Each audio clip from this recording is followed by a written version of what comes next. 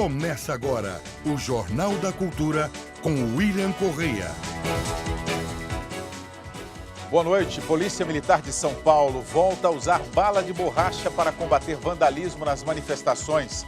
Casal preso durante os protestos é enquadrado na Lei de Segurança Nacional. E veja também os seguintes assuntos. Denúncia aponta que ministra Ideli Salvati usou helicóptero de resgate para viagens em Santa Catarina. Ganhador da Mega Sena não aparece para receber o prêmio no Paraná e perde 23 milhões de reais. Vice-presidente Michel Temer é vaiado na abertura da Feira Literária de Frankfurt, que homenageia o Brasil. Posição incorreta no manuseio de smartphones provoca dores nas costas. Supermercado nos Estados Unidos causa polêmica ao defender a venda de produtos com validade vencida.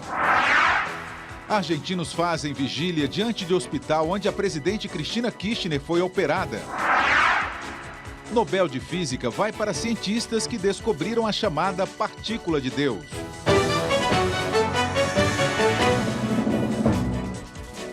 Nossa bancada tem hoje a professora de História Árabe da USP, Arline Clemecha, e o coordenador do Grupo de Análise Internacional da USP, Ricardo Senes.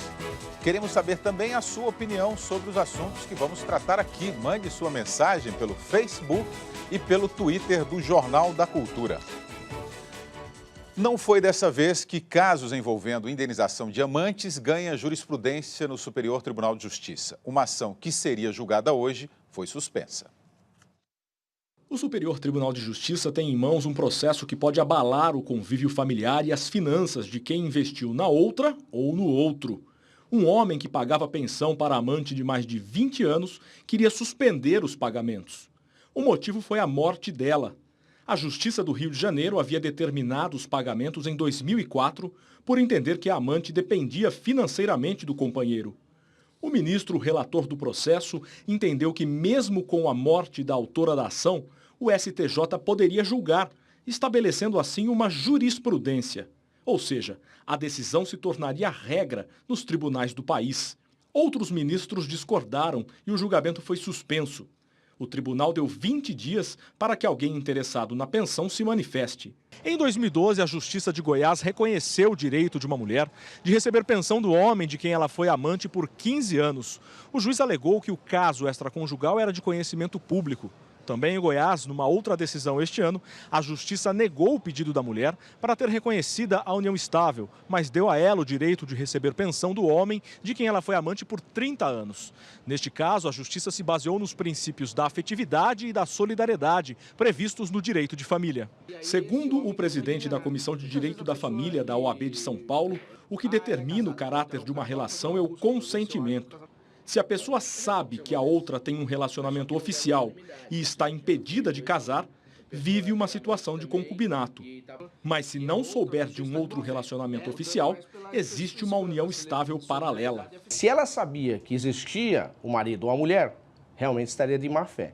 Estaria de má fé, correu risco, portanto, teria direitos sucessórios nem alimentares. Enquanto o STJ não decide, a polêmica continua. O senhor acha que uma amante concubina deve ter direito à pensão alimentícia? Não. Com certeza, porque você passa os seus tempos junto com aquela pessoa. Não mesmo. Até se for uma relação de 30 anos, por exemplo? Aí já é outra história, né? Um marido que tem 15 anos, uma amante, que é sobre isso, ela sabe que o marido tem. Se ela aceita, ela tem que dividir os bens com a amante. O direito de família só prevê união estável quando você não tem impedimento para casar, não é isso? Então, seria impossível ter pensão para amante. Não é essa analogia que se faz? Eu acho que tem essa analogia principal, mas eu diria que a questão mais ampla, que eu acho que já bateu no sistema de justiça mais de uma vez, é uma tentativa de você regulamentar uma série de relações, seja entre homem e mulher, seja qualquer outro tipo de relação, às vezes sobre pais adotivos e filhos. Tem uma esfera no qual não cabe ao Estado definir qual é o padrão de relação entre duas pessoas. Outro dia teve uma condenação de um pai por falta de afeto à criança. Quer dizer, foi condenado a pagar uma indenização. Então, eu acho que é tornar um tema que tenha basicamente a ver com relações humanas num processo jurídico e dar na mão do Poder Judiciário, do Estado decidir e arbitrar. Eu acho que esses temas começam a escapar um pouco à esfera do que um Estado deveria regulamentar. Eu vejo com muita resistência esse tipo de jurisprudência, avanço da jurisprudência nesse sentido. Aline, você que é mulher, acha que a amante tem direito à pensão? Bom, veja, o problema é que cada caso precisa ser analisado individualmente. É difícil a gente generalizar mesmo nesse caso. Agora, eu tendo a pensar que há situações em que pode ser que a mulher queira levar à justiça, ou seja, a justiça ela pode talvez vir a defender alguém que está numa posição fraca, né? Uma posição fraca que não pôde defender seus direitos, e aí ela recorre a um tribunal, e é para isso que serve o tribunal, né? Amparar o lado fraco dentro de alguma relação, alguma negociação, ou seja lá o que for. Então, acho que ela está em todo o seu direito de buscar o tribunal, de buscar a justiça, não é? E levar a sua causa adiante. Não, mas de buscar sim, mas trata-se de dois adultos, né? A questão de você ter uma relação estável significa, em geral, a questão da pensão se justifica porque um teve que abrir mão da carreira profissional para cuidar de filho, etc., ou da condição profissional do marido. Agora muitas vezes, generalizar numa relação, isso para... muitas vezes, hoje o mundo moderno realmente tem outros panoramas, mas numa relação ainda acontece muito do homem esperar que a mulher abra mão, sim, mesmo que não seja a mulher oficial, né, que esteja ali numa relação de uma maneira dependente. Isso muitas vezes acontece. Acho que a gente uma manifestação não pode ignorar. aqui do Twitter. O Fábio fala o seguinte: eu acho no mínimo estranho uma amante ter direitos iguais a uma mulher casada. E o Emilson Nunes diz, acho que é de acordo com por causa da sua fala, ele escreve o seguinte: não nos esqueçamos que o casamento é um contrato social jurídico, sujeito à arbitragem. Pois é. Né? Exato. Agora veja, no momento em que o homem busca uma amante, por exemplo, ou por acaso acaba tendo uma amante, não é? Se houver um precedente desses de dar à amante direitos semelhantes, parecidos, não digo nem iguais, à mulher, isso começa a abalar essa estrutura tão comum e tão aceita disso, de ter relações fora do casamento. Você abala isso profundamente. Então, acho que é muito interessante o caso. Eu acho que a gente pode ver avanços. O princípio da monogamia, né? Você começa a regulamentar a poligamia. Não, veja, a relação extraconjugal muitas vezes serviu ao longo da história e a própria prostituição a o quê? Salvar um casamento. Quer dizer, o casamento ele é salvo, ele consegue existir, consegue ir adiante porque existe um recurso, um escape, não é? Então, acho que... É um assunto polêmico, sem dúvida nenhuma. O transporte é público, mas o uso muitas vezes é particular. A falta de regulamentação deixa a critério dos políticos o uso dos meios de transporte do Estado. A ministra das Relações Institucionais é a pivô da polêmica mais recente sobre o uso particular de transporte público. Segundo denúncia do jornal Correio Brasiliense, Ideli Salvati usou um helicóptero da Polícia Rodoviária conveniada ao SAMU para deslocamentos em Santa Catarina, estado onde é pré-candidata ao Senado. O jornal, inclusive, mostrou uma foto da ministra embarcando na cidade de Laguna. A reportagem informa que a ministra das Relações Institucionais participou de eventos que não têm relação direta com a função. Seriam inaugurações de obras, lançamentos de projetos e até uma formatura de bombeiros. Em resposta, Ideli Salvati disse que outros ministros também utilizaram o transporte e por isso não houve ilegalidade. O uso de helicóptero oficial também foi usado várias vezes pelo governador do Rio de Janeiro, Sérgio Cabral, para levar a família e até o cachorrinho à casa de veraneio. Em junho, o presidente do Senado usou um avião da Força Aérea para ir a um casamento em Porto Seguro, na Bahia.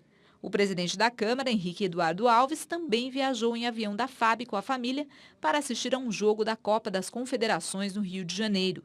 Os dois acabaram devolvendo o dinheiro referente ao valor das passagens aéreas. Após esses episódios, a Controladoria Geral da União determinou que a Força Aérea Brasileira divulgue na internet as informações sobre o uso das aeronaves da FAB. Só que não existe no Brasil uma lei para fiscalizar ou punir quem faz uso indevido de aviões, helicópteros ou carros públicos. Segundo este cientista político, o limite fica a critério da ética de cada ocupante dos cargos públicos. A gente vê vários casos, inclusive, de políticos que utilizam veículos para transportar...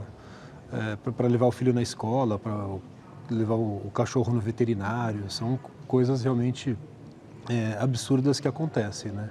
e que deixam o contribuinte indignado. Para mim parece mentira, porque é inacreditável, né? Um absurdo, porque é o dinheiro público que ele está usando em prol de um benefício somente dele. Se eu pegar o carro de alguém e usar, eu vou ser preso. Eles deveriam também. Isso se configura como abuso de poder? Não, acho que abuso de poder não, né?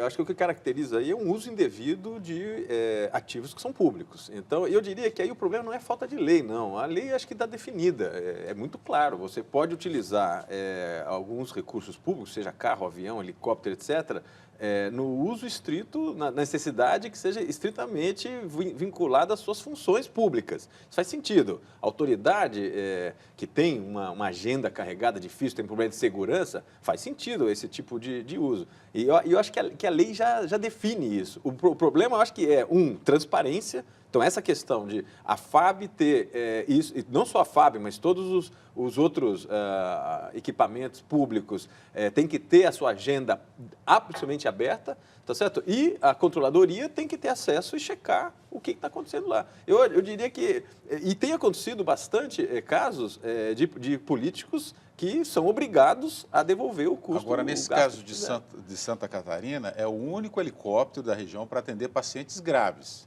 É um helicóptero da Polícia Rodoviária Federal. É um agravante, né? Com certeza. Eu concordo com você, que para a função pública é uma coisa. Agora, aqui muitas vezes, para inauguração, não é exatamente uma... Aí, às vezes a gente pode, dependendo do momento, pode até configurar uma pré-campanha, né? Então, aí é uma utilização de recursos públicos mesmo, como disse a moça entrevistada muito bem. O Senado aprovou a lei que restringe a abertura de novos partidos. Para entrar em vigor, só precisa agora da sanção da presidente Dilma. A lei proíbe o político de trocar de legenda durante o mandato e de transferir para a nova agremiação o fundo partidário e o horário no rádio e na TV. Apostador do Paraná esquece prêmio da Mega Sena e perde 23 milhões de reais. Cada bilhete premiado tem a validade de 3 meses. O dinheiro agora será aplicado no Fundo de Financiamento ao Estudante do Ensino Superior, o FIES. As dezenas 01, 08, 17, 44, 46 e 53, sorteadas no dia 10 de julho, renderam 22 milhões e 900 mil reais a uma aposta feita em Ponta Grossa. Ele ganhou sozinho o prêmio, então acumulado, mas nunca apareceu para buscar. Tivemos alguns suspeitos que apareceram aqui dizendo que tinham ganho, mas só suspeitos. Mas apareceu várias pessoas dizendo que tinham marcado no volante, mas perderam. Por coincidência, o prêmio está novamente acumulado e em valores muito próximos daquele que o ganhador deixou de receber, o que lota novamente a lotérica. Na fila, os apostadores têm opiniões diferentes. Eu acredito que ele tenha sido um passageiro, passou por aqui, comprou o bilhete, foi embora e esqueceu de conferir, ou talvez ele tenha falecido, né? Você quer comentar uma notícia que eu dei antes sobre a proibição, a lei que proíbe candidatos mudar de partido, né? E também que regulamenta a participação, seja no fundo partidário ou no direito de imagem, de transmissão de rádio e TV, de pequenos partidos, né? Eu acho que aí a gente fala tanto em reforma política, esse é um pequeno passo, a reforma política é bem mais ampla, mas esse é um pequeno passo para dar uma organizada um pouco no sistema partidário e principalmente parar uma prática que esses pequenos partidos, uma boa parte, né, aqueles não ideológicos, aqueles realmente que são de caráter comercial, de se proliferarem, porque o que ocorre é, dado que você rapidamente ganha quando monta um partido esses dois direitos, um fundo partidário e acesso à televisão, isso tem um valor de troca tão grande que você imediatamente consegue negociar isso, até das piores maneiras possíveis, com os grandes partidos. Então, ao coibir isso, acho que essa lei vai no sentido correto. Esse tipo de uso tem que ser realmente cerceado. Você tem direito a criar partido. Agora, se você não tiver uma certa representatividade na sociedade, no parlamento, você não tem recurso público para fazer o uso dele, tá certo? E muito menos para uso escusos, né? A seguir, supermercado nos Estados Unidos causa espanto ao propor a venda de alimentos vencidos. Veja também, postura errada no uso de smartphones causa problema de coluna.